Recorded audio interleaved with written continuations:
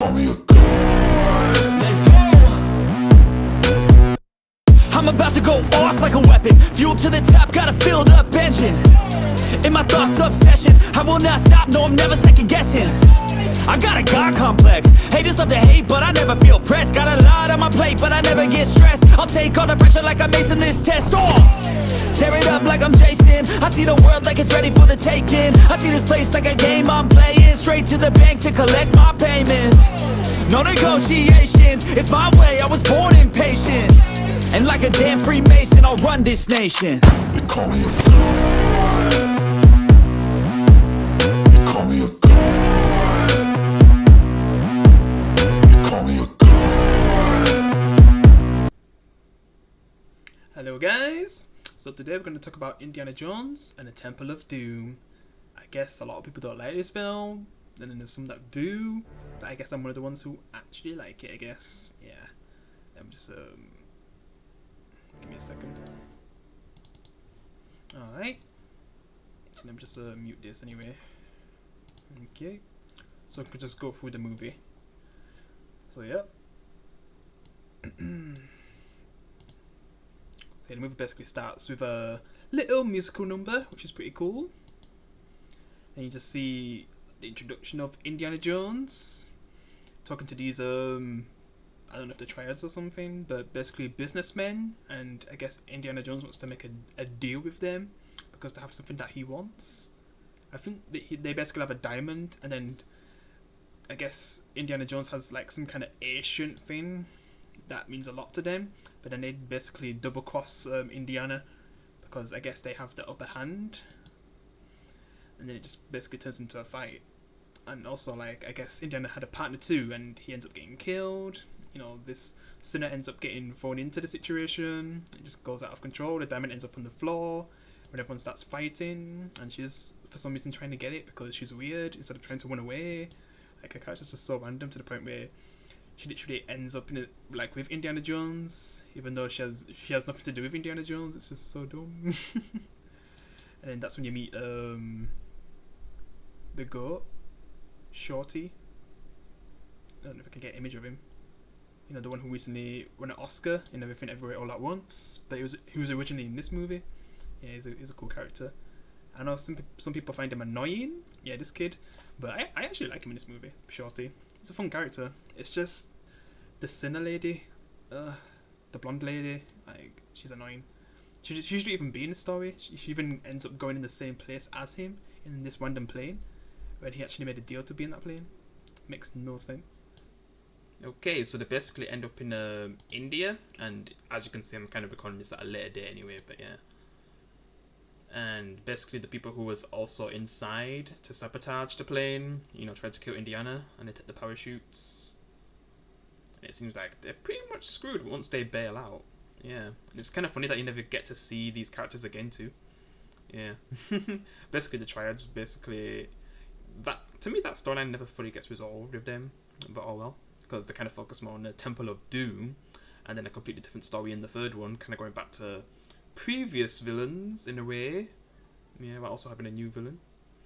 But yeah, basically they're trying to find a way out of the plane because, you know, Indiana can't really land it, so they're trying to find another way out, and it's just so ridiculous with how they get out.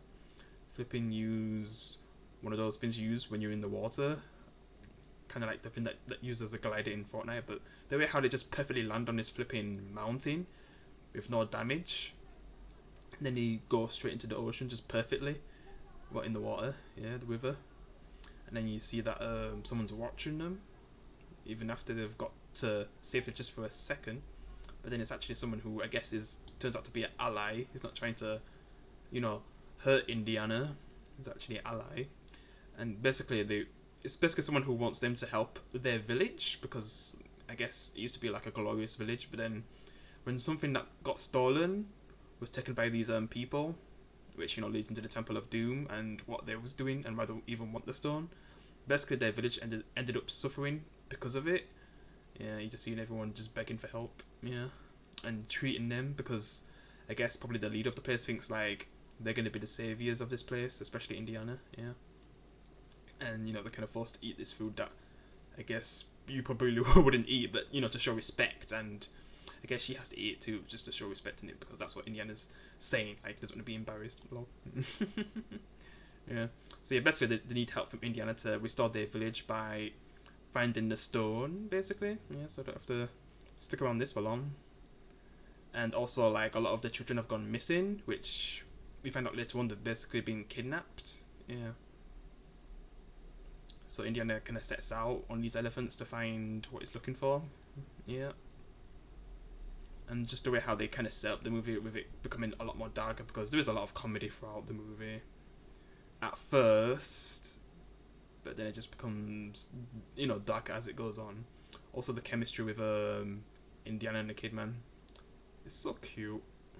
Yeah, like, this was just a perfect chemistry with these two, because to me probably the best chemistry is Indiana and his father, but then probably the second best is probably like Indiana and Shorty. Yeah, they just have a great relationship, saying that he's cheating and stuff, like, yeah. Perfect, while she's just screaming, seeing all these animals and stuff.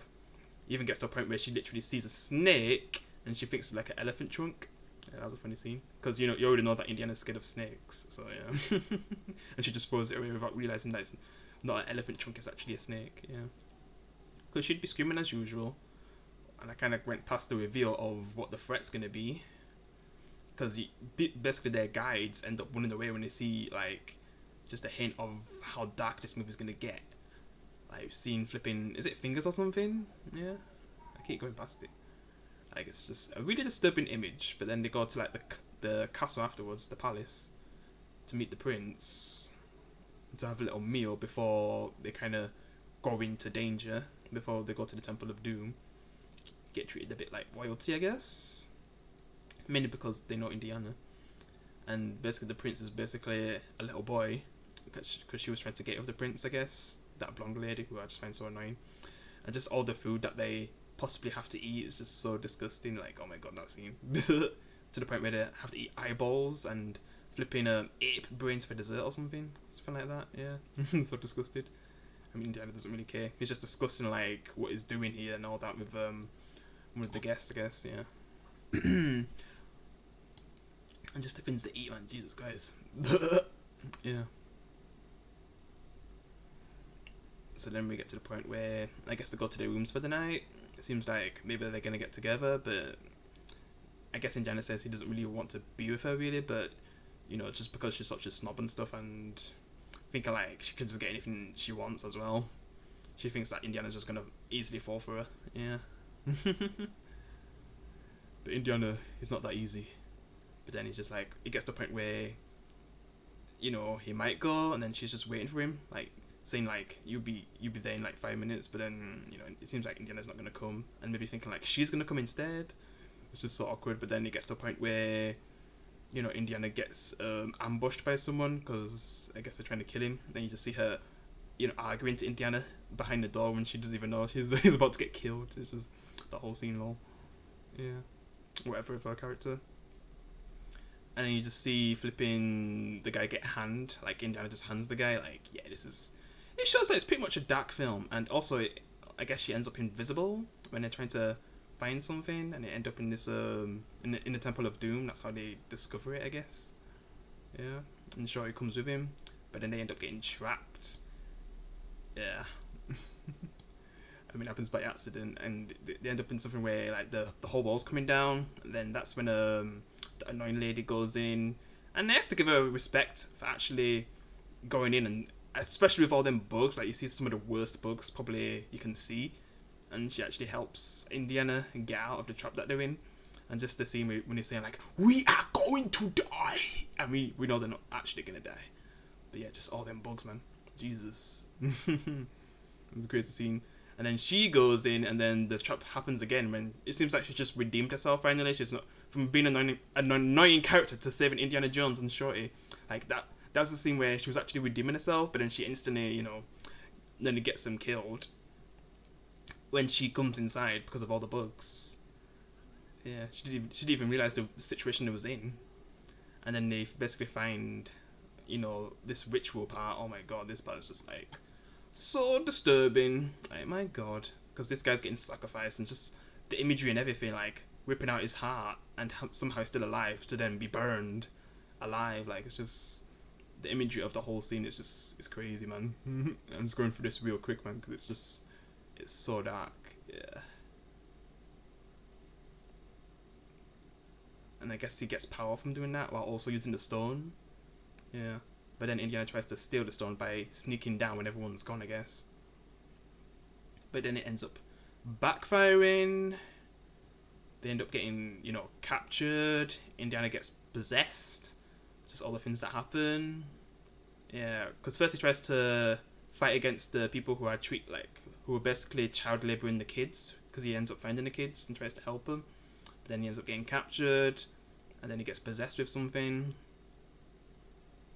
And just seeing him struggle like it's flipping Evil Dead, like he's getting possessed, like Ash in the second film, is just crazy, man. Was that the second film? I think it was, anyway. But yeah, he ends up getting possessed by something, and it seems like Indiana's going evil. It's just the whole imagery of everything in this, like halfway through the movie, it's like a different movie. It turns into a flipping horror movie, man. It's just crazy. Yeah, just seeing how he'll become possessed. It's just, and then nearly killing his friends too. It's just crazy. Yeah. And actually trying to kill his friends and sacrifice them. This is, yeah.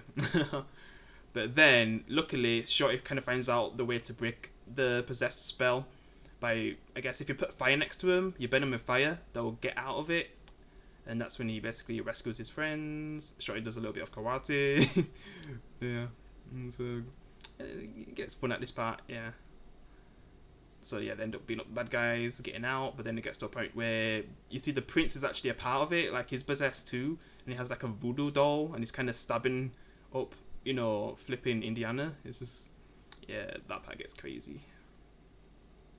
I'm trying to go past it fast, because it does end up freeing all the slaves as well, and the part with when the mine cart, like, man, I think I'm kind of going past it. Yeah, when he's basically stabbing Indiana, yeah, the prince. And Shorty's trying to get to the prince to stop him. Yeah. And I guess the blonde lady tries to throw rocks at the guy when she should be throwing it at the flipping prince who's actually stabbing Indiana, and basically the one who's actually helping the guy win.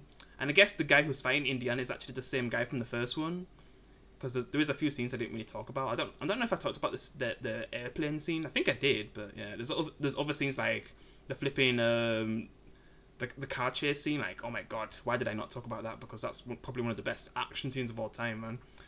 Yeah, and I tried to do a version of that with the minecart, but it's good, but it's more like a roller coaster where it actually was well, you know, choreographed in the original film, with the car chase scene where you kind of see it in like Uncharted 4 afterwards. Yeah, and yeah, basically Shorty goes up to stop the prince from stabbing Indiana with his voodoo doll. He basically burns him, and then he's kind of freed, and then the prince kind of helps him in return once he's freed him. Yeah.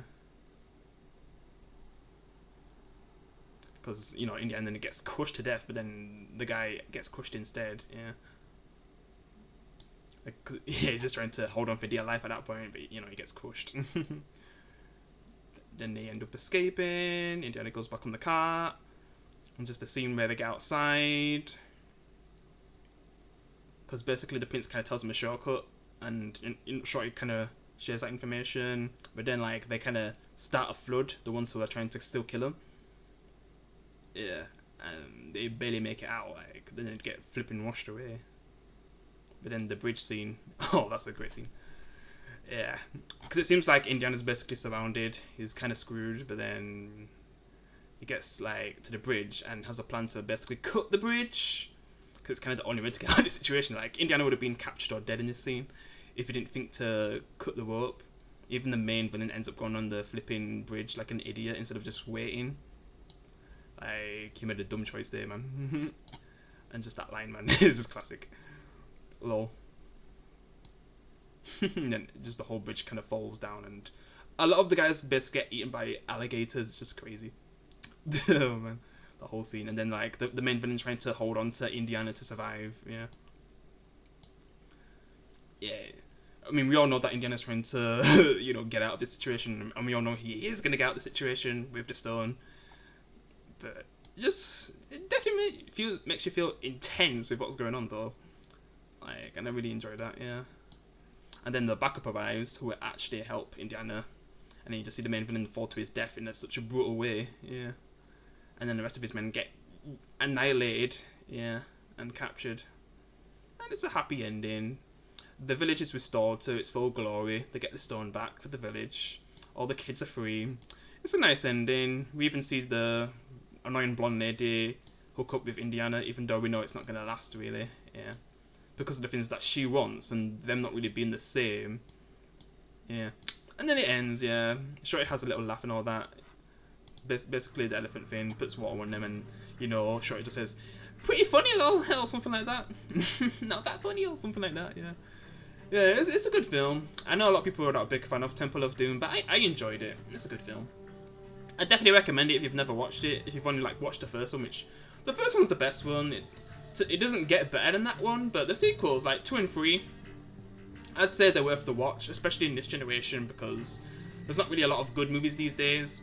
There's a lot of woke messages and stuff, where these two movies after the first one just was all about fun, man, and not really holding anything back. But they kind of went a bit too far with Temple of Doom with the things they were showing, like flipping child slaves, flipping rituals. Like, my god, it got so dark. Indiana getting possessed, like, man, they go so all in, to the point where I guess the director kind of, from all the complaints, he kind of toned down a lot going into the next one. And yeah, we'll get to that one, I guess. But yep, hope you enjoyed the review. Appreciate if you can leave a like. I'll see you in the next one. Peace.